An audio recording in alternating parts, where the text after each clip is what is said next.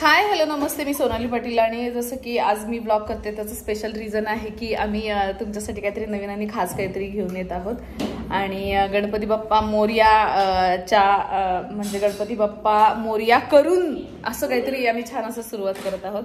तर माझ्यासोबत तुमच्या सगळ्यांचे लाडके आणि खास तुम्हाला तर माहितीच असतील सगळ्यांनाच, तर मी त्यांना फक्त माझ्या ह्याच्यामध्ये आणते आणि माझ्या चॅनलला लाईक सबस्क्राईब करायला सांगायचं आहे. तर मी त्यांना आता सांगणार आहे. तर ताई एकच मिनिट थांबा, यायचं काही तिकडं व्हिडिओ करतो. बरं ठीक आहे ताई कर ग. तर मी हेअरला बसलीये, जसं की आम्ही आता शूटच्या ठिकाणी थोड्या वेळा जाणार आहे, पण आता पाऊस पडायला भरपूर, त्यामुळे मग कॅन्सल केलं. केसांचं वेल्डिंग मारत नसतात, हेअरस्टाईल केलं असतं त्याला हेअरस्टाईल म्हणतात. हेअरस्टाईल म्हणतात त्याला अडाणी. तर थांब, ते भारतातला नंबर 1 व्यापार आहे तो अदानी आहे, अडाणी नाही. फिलिंग देत आहे ना. तर काय सांगत होते, तर मी ह्याला घेते, पण हे मोबाईलचं तिकडच्या बाजूचं कसं फिरवायचं नाही, हे बंद करायला लागतंय. अगं बंद झालं. हा तर आता मग हा तर आता मला ह्याला पण मोबाईल दिसला काय सगळ्यांना. तर मी गावाकडच्या लोकांना लाईट लावा की इथली दिसत नाहीये, दिसून झाले लाईट ते बिचाऱ्या वहिनीला किती कामं सांगितली. मी आलो, वहिनी ओमला पाठवा आणायला, मेकअप वाली वहिनी ओमला पाठवा, वहिनी कॉफी करा, वहिनी आजीला ते भाताचे दूध द्या, वहिनी खुर्च्या लावा, वहिनी जे आम्ही मेकअप आज करणार आहे तिथे हे करा, वहिनी ही वहिनी वहिनी माझ्या बऱ्याच लाडक्या वहिनी आहेत. तुमचं पाय धुवून ह्या सोनाली पाटीलनं पाणी प्यायला बरोबर आहे. खरंच त्या माझ्या लाडक्याच आहेत, लाडक्याच आहेत. माझ्या हातामध्ये सगळं आणून देतात, लाडक्याच आहेत. मला हाताला जरी चुंचुलं तर ते म्हणतात की मगाचपासून की क्रीम लावायची. ह्याच्या पाठीमागचं कारण सांगतो तुम्हाला, म्हणजे ही तुमची नणंद ही अशी असण्या पाठीमागचं कारण ही मैत्रीण.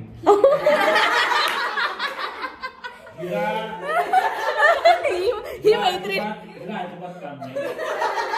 ही मैत्रीण पहिल्यांदा भेटली, काय आडवगड आहे, ती इंजिनियर आहे, नाही मी प्रोफेसर आहे, मी ऍडव्होकेट आहे. ही ऍडव्होकेट आहे. अरे काय मर्दा तू. तर तुम्ही इथं बघू शकता, हे इंजिनियर आहे, ही प्रोफेसर आहे, ही प्रोफेसर आहे आणि ही मेकअप आर्टिस्ट आहे म्हणाले मी.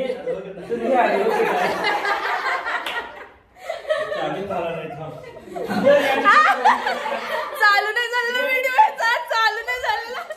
काय मारता व्हिडिओ हे जरा बटन तसा कमी टच होतंय, माझा कमी रुपयातला आयफोन आहे. तर ही इंजिनियर आहे, ही बिचारी गरीब वहिनी, ही प्रोफेसर आहे, ही बुलबुल्याची प्रोफेसर आहे. काय म्हणते बुलबुल्या म्हटलं ही प्रोफेसर आहे, ही प्रोफेसर आहे. आणि आम्ही मगाशी म्हणू शकतो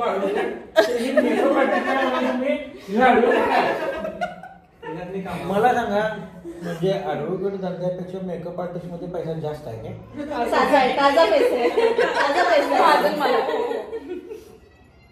समजा माझ्यासारख्या माणसाला जर गोरं व्हायचं म्हटलं तर किती खर्च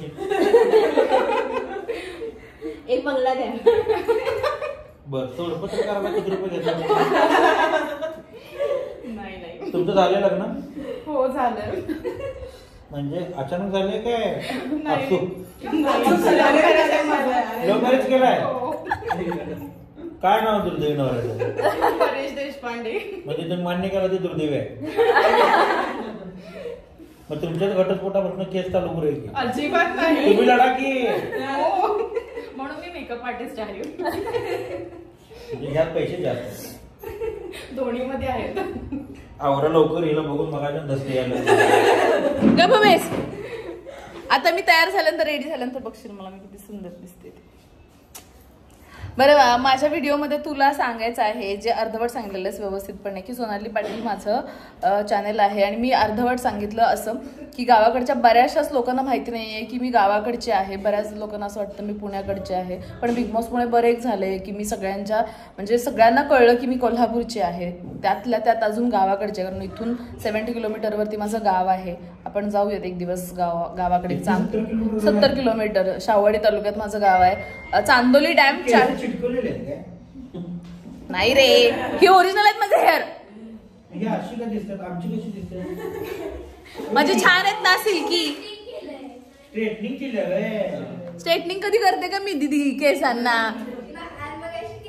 स्ट्रेटनिंग नाही केलं ग, ते क्रिम्पिंग केलं, स्ट्रेटनिंग नाही केलेलं. तर सांग लोकांना, व्यवस्थित सांग. अरे कुठेस तूच आहेस का? तर नमस्कार मित्रांनो, येत्या लोकसभेला मी उमेदवार आहे. नाही काय सांगायचं, सोनाली पाटीलला फॉलो करा, सबस्क्राईब करा, लाईक करा, शेअर करा, अनफॉलो करा, फॉलो करा, अनफॉलो का तोंडात आले मला काय कळलं. मुद्दाम बोलतोय ना तू, मुद्दाम बोलतोय ना तू. अरे एवढी गरीब पोरगी आहे, खरोखर सांगतो. आता 3000 रुपये तोंडाला मेकअप लावून घेतल्या. आता 2500 रुपये ही केस जळली ते दूर ट्रीटमेंट आहे. त्याच्यामुळे काय होतंय, त्याच्यामुळे बाउन्स येतो. बाउन्स. मग ती क्रिकेटच्या मैदानात वापरतात ते कुठला बाउन्स? टप्पा पडून ते बाउन्स येते बॉल एकदम. त्या मशीन मध्ये ही बॉल एकदम घालून बघायला पाहिजे. अरे प्रोफेसर ह्या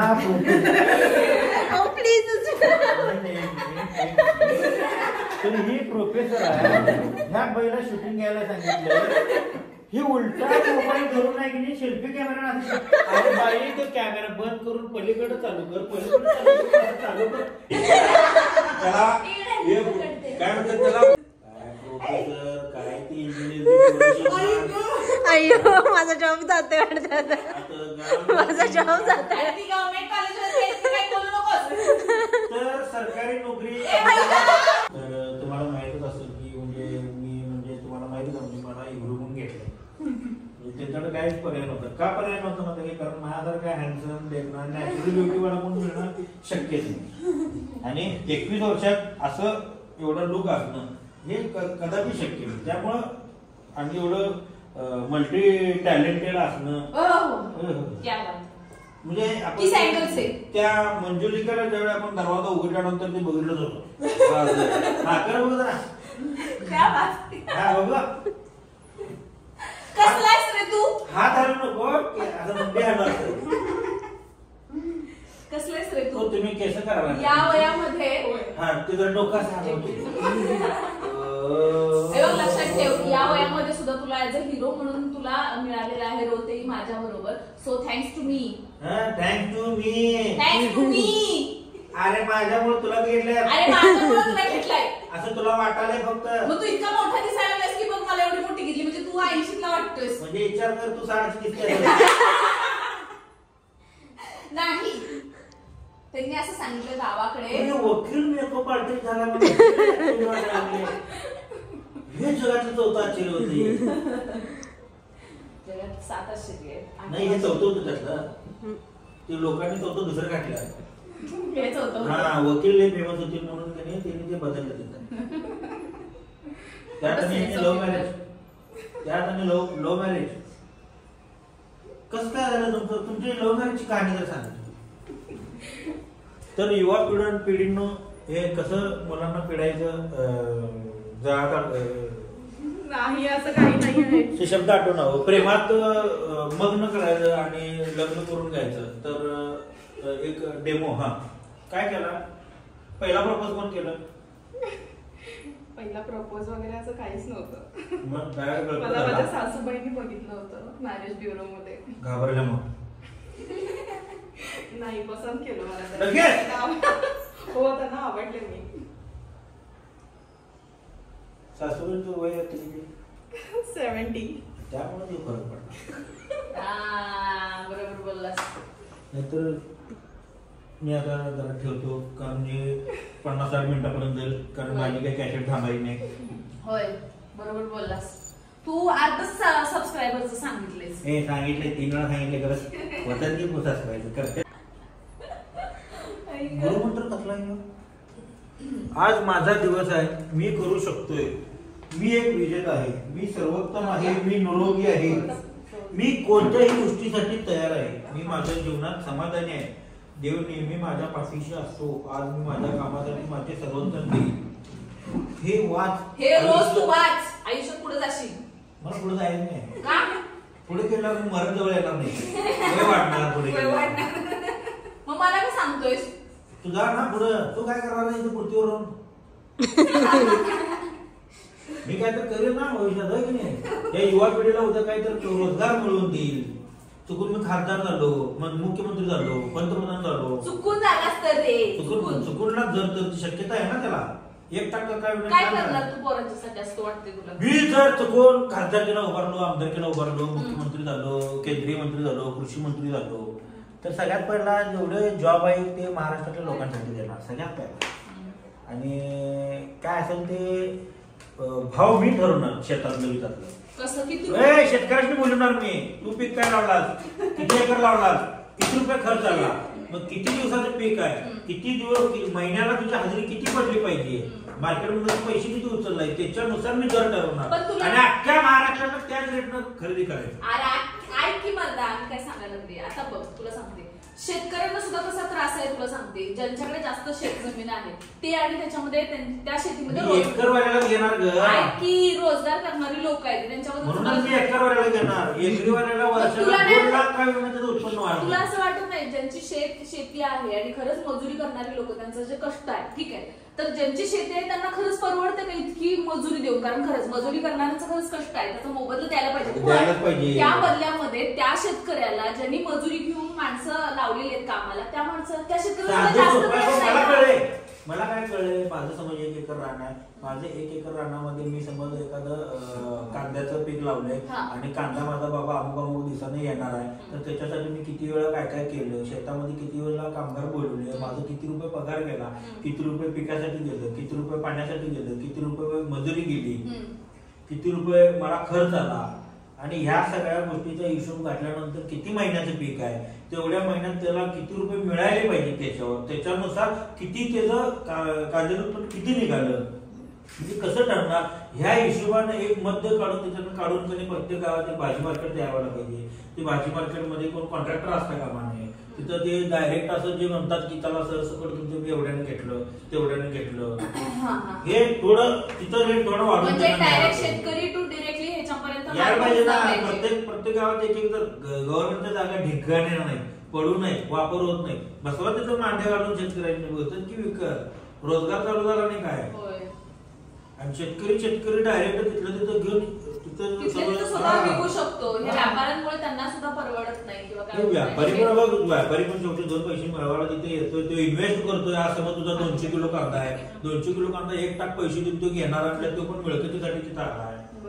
पण शेतकऱ्यांनी ते विचार करून बाबा मला एवढ्याला आला तर आपण देऊया असा रेट गव्हर्नमेंटनं काढायला पाहिजे ना. रेट कोण काढतंय?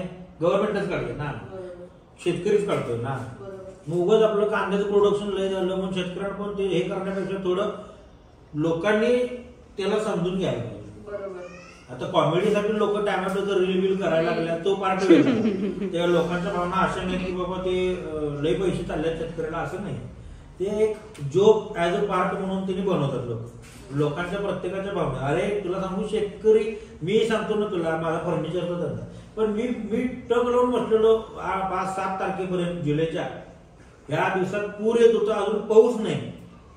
मग मला आमचे कामगार काय म्हणले, पावसाचा तुझा संबंधच काय? अरे संबंध नाही. कसं पाऊस पडला तर पाणी जमिनीत पुरणार, नदीत पाणी राहणार, धरणात पाणी राहणार, वर्षभर ते पाणी आपल्याला पुरणार. ते वर्षभर पाणी पुरलं तर ते शेतकऱ्यालाच पाणी मिळत असते, त्याचं पीक व्यवस्थित येते. त्याचं पीक व्यवस्थित आलं तर त्याच्याकडे 2 पैसे येतात. त्याच्याकडे पैसे आल्यानंतर तो 2 पैसे खर्च करायला आपल्यासारख्या. गव्हर्नमेंटनं 100% लक्ष शेतकरीकडे दिलं पाहिजे.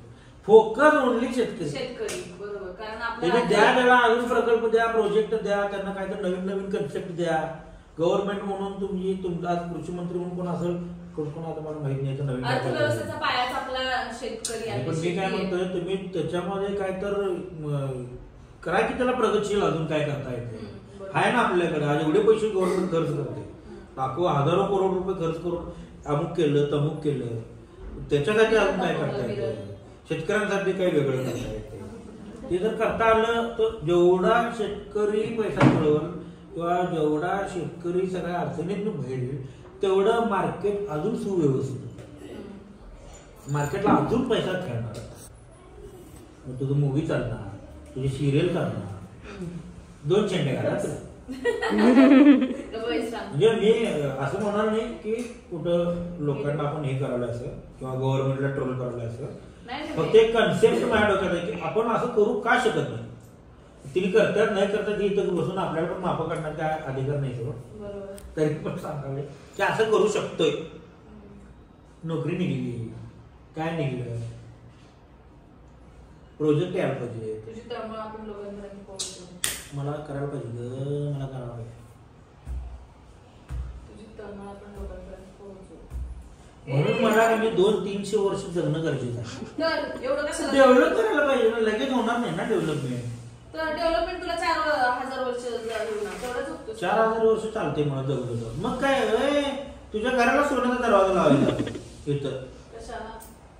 3996 वर्षानं इथं फोटो इथं असणार काय कर घरात.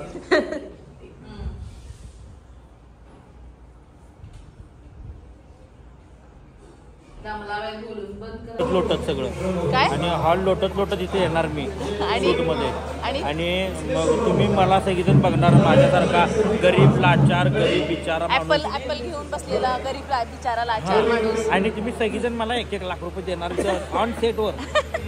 आणि मग तुम्ही घेणार माझ्यावर दया येते तुमची तुम्हाला माझ्यावर मी एवढं राबालोय कष्ट करालोय.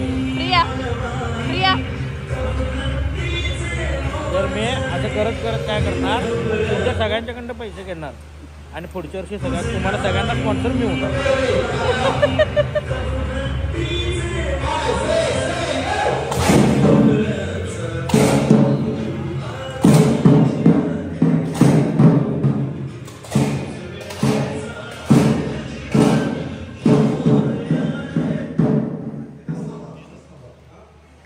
ते म्हणजे एवढे आम्ही श्रीमंत आहे की तुला 1-1 लाख रुपये देऊ एवढे आम्ही श्रीमंत आहे असं म्हणायचं का तुला. तुम्ही दरोड घाला लोकांनी पाठवा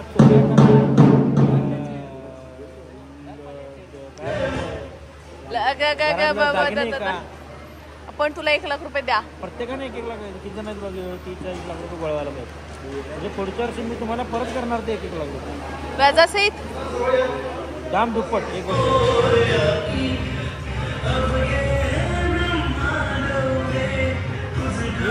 दाम दुप्पट येऊ शकतो. घोडाईने आपण सुट्टी द्यायची घोडाई तुमचे पैसे घेणार प्लास्टिक सर्जरी करणार नाव बदलणार कुठलं पैसे पुन्हा घेणार.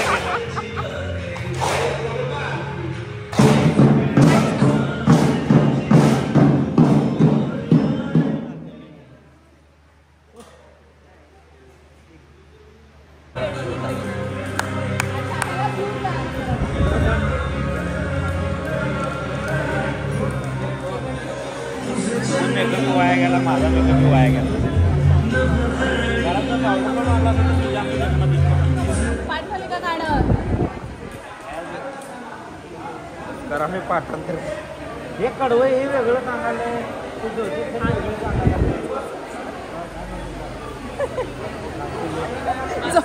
जोसेफ तू काय म्हणली हे पाठ करा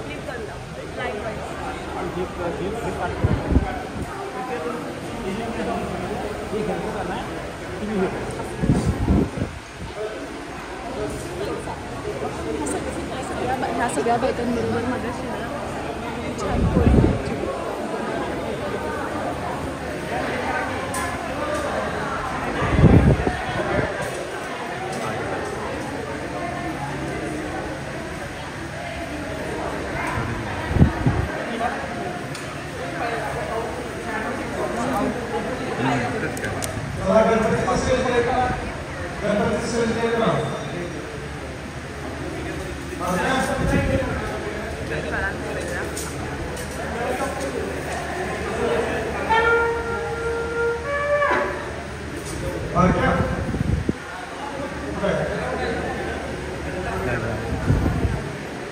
आलेले ना त्यांना ते